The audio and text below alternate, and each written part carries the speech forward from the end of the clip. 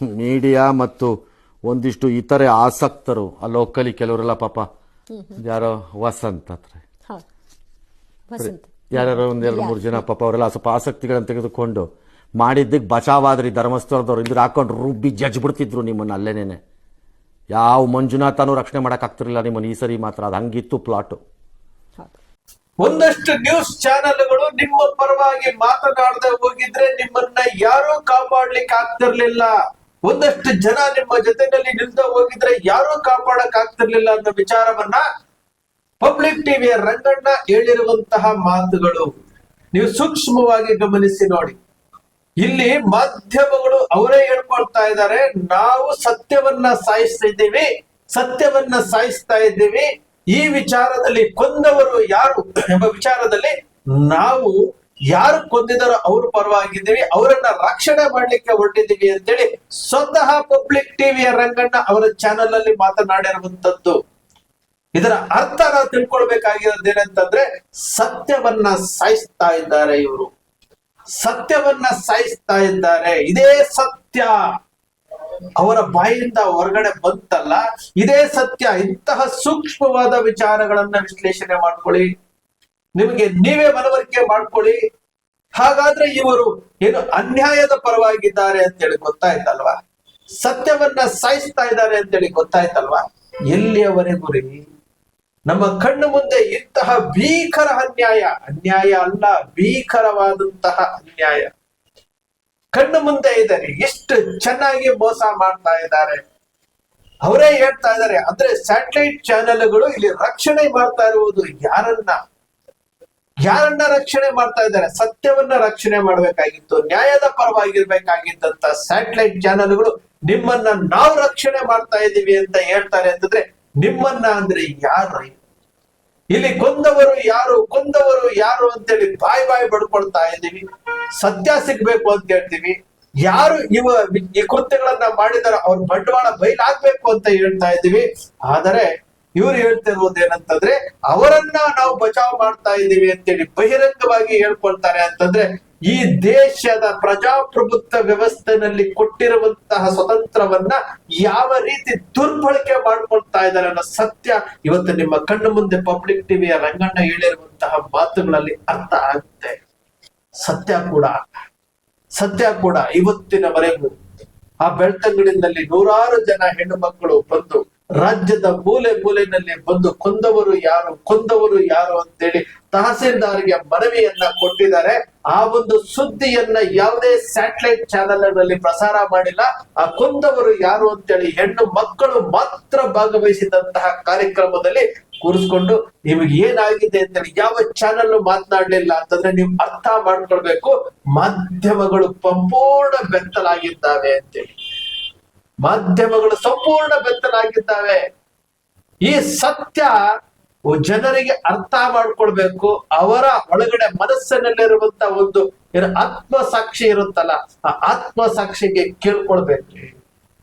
ನಿಜಕ್ಕೂ ಮಾಧ್ಯಮಗಳು ಈ ಹಂತಕ್ಕೆ ಇಳಿದಿದ್ದಾವ, ಈ ಹಂತಕ್ಕೆ ಎಷ್ಟು ಕೆಳಮಟ್ಟಕ್ಕೆ ಇಳಿದಿದ್ದಾವ ಗೊತ್ತಿಲ್ಲ. ಆಶ್ಚರ್ಯ ಆಗುತ್ತೆ, ಅಸಹ್ಯ ಆಗುತ್ತೆ. ಇವರ ನಡವಳಿಕೆಗಳನ್ನ ನೋಡಿದ್ರೆ ಇವರು ಇಡೀ ಸಂವಿಧಾನ ಕೊಟ್ಟಿರುವಂತ ಸ್ವತಂತ್ರವನ್ನ ದುರ್ಬಳಕೆ ಮಾಡ್ಕೊಳ್ತಾ ಇದ್ದಾರೆ. ಹಣಕ್ಕೋಸ್ಕರವಾಗಿ ಯಾರ್ಯಾರನ್ನೂ ರಕ್ಷಣೆ ಮಾಡ್ಲಿಕ್ಕೆ ಹೋಗ್ತಾ ಇದ್ದಾರೆ. ಇವರು ಅಷ್ಟಕ್ಕೂ ರಕ್ಷಣೆ ಮಾಡ್ಲಿಕ್ಕೆ ಹೋಗ್ತಾ ಇರುವಂತದ್ದು ಯಾರನ್ನಲ್ಲಿ? ಸ್ವಯಂ ಘೋಷಿತ ಪತ್ರಕರ್ತರುಗಳು, ವಸಂತ ಗಿಳಿಯಾರ್ ಇರ್ಬೋದು, ಕಿರಿಕೀರ್ತಿ ಇರ್ಬೋದು, ಚಕ್ರವರ್ತಿ ಸೂಲಿಬೆಲೆ ಇರ್ಬೋದು, ಇವರೆಲ್ಲರೂ ಸಹ ಪತ್ರಕರ್ತರ ಸಾಲಿಗೆ ಸೇರ್ಕೊಂಡಿದ್ದಾರ್ರಿ. ಇವರೆಲ್ಲರೂ ರಕ್ಷಣೆ ಮಾಡ್ತಾ ಇರೋದು ಯಾರನ್ರಿ? ಪವರ್ ಟಿವಿ, ಸುವರ್ಣ ವಾಹಿನಿ, republic Kannada, TV9, public TV, ಇವೆಲ್ಲ ಯಾರನ್ನ ರಕ್ಷಣೆ ಮಾಡ್ಲಿಕ್ಕೆ ಹೊರಟಿದಾರ್ರಿ? ಯಾರು ಅನ್ಯಾಯ ಮಾಡಿದಾರೋ ಅವರನ್ನ ರಕ್ಷಣೆ ಮಾಡ್ಲಿಕ್ಕೆ ಅಲ್ವೇನ್ರಿ ಹೋಗ್ತಾ ಇರುವಂತದ್ದು? ಇಷ್ಟು ಸೂಕ್ಷ್ಮವಾದಂತಹ ವಿಚಾರ, ಇಷ್ಟು ಈಸಿ ಆದಂತಹ ವಿಚಾರ ಈ ಜನರಿಗೆ ಅರ್ಥ ಆಗ್ತಾ ಇಲ್ವಾ? ಜನರು ರೊಚ್ಚಿಗೆ ಹೇಳ್ಬೇಕಲ್ಲ, ಹೇಳ್ತಾ ಇದ್ದಾರ? ಖಂಡಿತ ಹೇಳ್ತಾ ಇಲ್ಲ. ನಮಗೂ ಅದಕ್ಕೆ ಸಂಬಂಧ ಇಲ್ಲ ಅನ್ನೋ ರೀತಿನಲ್ಲಿ ಮಾಡ್ಕೊಳ್ತಾರೆ. ಒಂದ, ಎರಡ, ಮೂರ, ನೂರಾರು ವಿಚಾರಗಳು, ನೂರಾರು ಅಸ್ಥಿ ಪಂಜರಗಳು ಎಲ್ಲಿಂದ ಸಿಗ್ತಾ ಇದಾವ್ರಿ? ಒಂದು ಕಾನೂನು ಬದ್ಧವಾಗಿ ಇವ್ರು ದಫನ್ ಮಾಡಿದ್ರೆ, ಏನಾದ್ರೂ ಹೂತ ಹಾಕಿದ್ರೆ ಅದಕ್ಕೊಂದು ಸಾಕ್ಷಿ ಇರ್ಬೇಕಾಗಿತ್ತಲ್ವಾ? ಇದನ್ನೇ ಕೇಳೋದನ್ನೇ ಒಂದು ಮಹಾ ಅಪರಾಧ ಅಂತೇಳಿ ಬುರ್ಡೆ ಗ್ಯಾಂಗು ಅಂತ ಹೇಳ್ತಾವಲ್ಲ, ಈ ಬುರ್ಡೆ ಮಾಧ್ಯಮಗಳು. ಇದೇ ವಾಸ್ತವ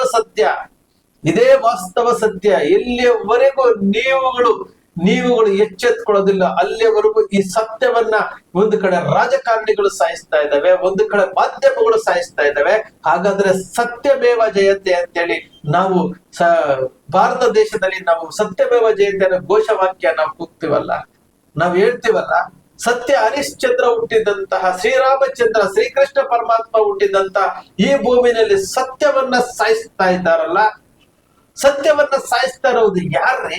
ಈ ವಿದ್ಯಾವಂತ ಪ್ರಜ್ಞಾವಂತರನ್ನಿಸಿಕೊಂಡಿರುವಂತಹ ಪತ್ರಕರ್ತರು, ಈ ಸ್ಯಾಟಲೈಟ್ ಚಾನೆಲ್ಗಳಲ್ಲಿ ಕೆಲಸ ಮಾಡ್ತಾ ಇರುವಂತವರು, ಒಂದಷ್ಟು ಜನ ಯೂಟ್ಯೂಬರ್ಸ್ ಹಣಕ್ಕೋಸ್ಕರವಾಗಿ ತಮ್ಮನ್ನ ತಾವು ಮಾರ್ಕೊಳ್ತಾ ಇರೋದಾರೆ. ಅದು ಸತ್ಯ. ಅವ್ರಿಗೂ ಯಾವುದೇ ವ್ಯತ್ಯಾಸ ಗೊತ್ತಾಗ್ತಾ ಇಲ್ಲ. ಒಂದಷ್ಟು ಸ್ಯಾಟಲೈಟ್ ಚಾನೆಲ್ಗಳು ಸತ್ಯದ ಪರವಾಗಿ ನಿಂತ್ಕೊಂಡಿದ್ದಾರೆ. ಇದು ಸತ್ಯ. ಉಳಿಸ್ಬೇಕ್ರಿ. ಇಡೀ ಭರತ ಖಂಡ ಇವತ್ತು ಇಡೀ ಜಗತ್ತಿನಲ್ಲಿ ಯಾತಕ್ಕೆ ಭಾರತವನ್ನ ಪ್ರೀತಿಸ್ತಾರೆ ಅಂತಂದ್ರೆ, ಇಲ್ಲಿನ ಸತ್ಯ ಇರ್ಬೋದು, ನ್ಯಾಯ ಇರ್ಬೋದು, ನೀತಿ ಇರ್ಬೋದು, ಆಚರಣೆಗಳಿರ್ಬೋದು, ಧರ್ಮ ಇರ್ಬೋದು, ಎಲ್ಲವನ್ನು ನೋಡಿ ಇಡೀ ಜಗತ್ತು ಭಾರತವನ್ನ ಪ್ರೀತಿಸುತ್ತೆ. ಅಂತಹ ಭಾರತವನ್ನ ನೀವು ಪತ್ರಕರ್ತರುಗಳು ಮೇಲೆತ್ತಬೇಕಾಗಿದ್ದಂತಹ ಪತ್ರಕರ್ತರು ಇವತ್ತು ಸುಳ್ಳಿನ ಸಾಮ್ರಾಜ್ಯ ಕಟ್ತಾ ಇದ್ದೀರಿ, ಸತ್ಯವನ್ನ ಸಾಯಿಸ್ತಾ ಇದ್ದೀರಿ. ಯಾರನ್ನೋ ರಕ್ಷಣೆ ಮಾಡೋದಕ್ಕೋಸ್ಕರವಾಗಿ ಅನ್ಯಾಯದ ಪರವಾಗಿ ನಿಂತ್ಕೊಂಡಿದ್ದೀರಲ್ಲ.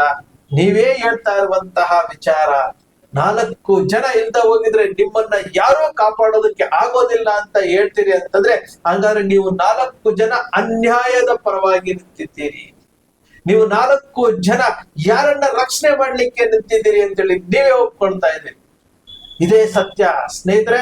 ನಾವು ಎಲ್ಲಿಯವರೆಗೂ ಬಾಯಿ ಮುಚ್ಕೊಂಡಿರ್ತೀರೋ, ನಾವು ಎಲ್ಲಿಯವರೆಗೂ ಸತ್ಯವನ್ನ ಸಾಯಿಸ್ತಾ ಇದ್ದಾರೆ ಅಂತ ನೋಡ್ಕೊಂಡು ಸುಮ್ಮನೆ ಇರ್ತೀರೋ, ಈ ಭರತ ಖಂಡದಲ್ಲಿ ಶ್ರೀರಾಮಚಂದ್ರ ಶ್ರೀಕೃಷ್ಣ ಪರಮಾತ್ಮ ಇವರೆಲ್ಲರೂ ಸಹ ಈ ಭೂಮಿಯಲ್ಲಿ ಹುಟ್ಟಿ ಜನಿಸಿ ಪಾವನ ಮಾಡಿದ್ದಾರೆ.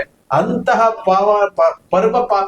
ಪಾವನವಾಗಿರುವಂತಹ ದೇಶದ ಈ ಸಂಸ್ಕೃತಿಯನ್ನ, ಈ ಸತ್ಯವನ್ನ ಹಾಳು ಮಾಡ್ತಾ ಇರುವಂತದ್ದು ಈ ವಿದ್ಯಾವಂತ ಕೆಲವು ಪತ್ರಕರ್ತರು ಅಲ್ವಾ?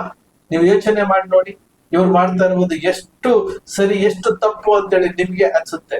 ಸ್ನೇಹಿತರೆ, ನಿಮ್ಮ ಅಕ್ಷರ ಮೀಡಿಯಾ ಸೃಷ್ಟಿ ಮಾಡೋದಿಲ್ಲ, ಕಲ್ಪನೆ ಮಾಡೋದಿಲ್ಲ, ವಾಸ್ತವದ ವಿಚಾರವನ್ನು ವಿಶ್ಲೇಷಣೆ ಮಾಡುತ್ತೆ. ನಿಮ್ಮ ಅಕ್ಷರ ಮೀಡಿಯಾದ ವಿಶ್ಲೇಷಣೆ ನಿಮ್ಗೆ ಇಷ್ಟ ಆಯ್ತು ಅಂದ್ರೆ, ಸಬ್ಸ್ಕ್ರೈಬ್ ಆಗ್ಲಿಲ್ಲ ಅಂದ್ರೆ ಸಬ್ಸ್ಕ್ರೈಬ್ ಮಾಡ್ಕೊಳ್ಳಿ, ಪಕ್ಕದಲ್ಲಿ ಕಾಣುವಂತ ಬೆಲ್ ಐಕಾನ್ ಪ್ರೆಸ್ ಮಾಡಿ, ಶೇರ್ ಮಾಡಿ, ಪ್ರೋತ್ಸಾಹ ನೀಡಿ. ಪ್ರಕಟಣೆ ಕೊಟ್ಟಿದ್ದಾರಂತೆ, ಕ್ರಮ ತಗೋಬೇಕು, ಷಡ್ಯಂತ್ರಗಳ ಮೇಲೆ ನಡೀತಾ ಇದೆ, ಅದಕ್ಕೆಲ್ಲ ಇದೊಂದು ಉದಾಹರಣೆ, ನೀವು ಇನ್ಮೇಲೆ ಹಿಂಗೆ ಆಗ್ದಂಗೆ ನೋಡ್ಕೋಬೇಕು, ಇದೊಂದು ಡ್ಯಾಶ್ ಅಂತ ಕೊಟ್ಟಿದ್ದಾರಂತೆ. ಕೊಟ್ಕೊಳ್ಳಿ, ಯಾವನ್ ಬೇಡ ಅಂದ ನಿಮ್ಮನ್ನು. ಮೀಡಿಯಾ ಮತ್ತು ಒಂದಿಷ್ಟು ಇತರೆ ಆಸಕ್ತರು ಆ ಲೋಕಲಿ ಕೆಲವರೆಲ್ಲ ಪಾಪ, ಯಾರೋ ವಸಂತ್ ಹತ್ರ ಯಾರ್ಯಾರೋ 1-2-3 ಜನ ಪಾಪ ಅವರೆಲ್ಲ ಸ್ವಲ್ಪ ಆಸಕ್ತಿಗಳನ್ನು ತೆಗೆದುಕೊಂಡು ಮಾಡಿದ್ದಕ್ಕೆ ಬಚಾವಾದ್ರಿ ಧರ್ಮಸ್ಥಳದವ್ರು ಇದ್ರ ಹಾಕೊಂಡು ರುಬ್ಬಿ ಜಜ್ಬಿಡ್ತಿದ್ರು ನಿಮ್ಮನ್ನು ಅಲ್ಲೇನೇನೆ. ಯಾವ ಮಂಜುನಾಥನೂ ರಕ್ಷಣೆ ಮಾಡೋಕ್ಕಾಗ್ತಿರಲಿಲ್ಲ ನಿಮ್ಮನ್ನು ಈ ಸರಿ ಮಾತ್ರ. ಅದು ಹಂಗಿತ್ತು ಪ್ಲಾಟು.